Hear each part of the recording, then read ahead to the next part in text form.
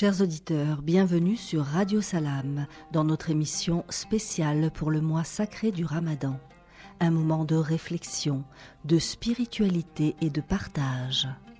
Je suis Afida Chader et dans cette chronique littéraire et poétique « Livres ouverts », je vous invite à vous plonger dans l'univers envoûtant des contes et des écrits inspirants.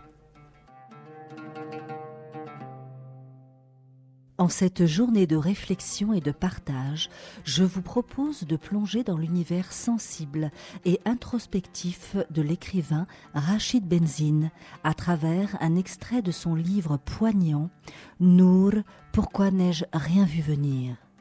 À travers les mots délicats et les questionnements profonds de l'auteur, nous sommes invités à explorer les méandres de la mémoire, les blessures de l'histoire et les cicatrices de l'identité dans un monde en perpétuelle mutation.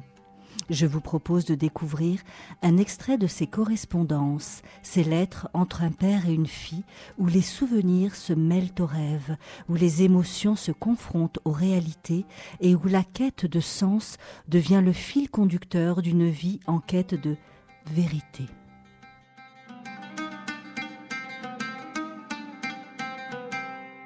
Allahu Akbar, Allahu Akbar, Allah est le plus grand, est un formidable cri d'amour et d'humilité.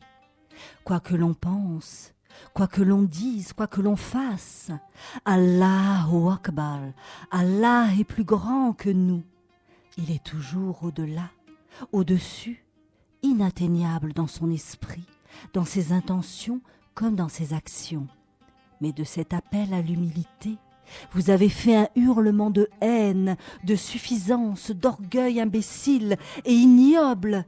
Quelle caricature! La haine et la colère des lâches. Je m'applique à le combattre d'abord en moi-même, mais depuis ton départ, ça n'est pas facile, non. Non, pas facile pour moi.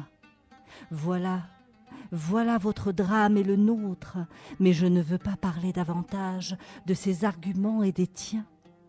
Je t'invite à quitter notre maison pour nous retrouver comme dans le passé, unis par nos cœurs.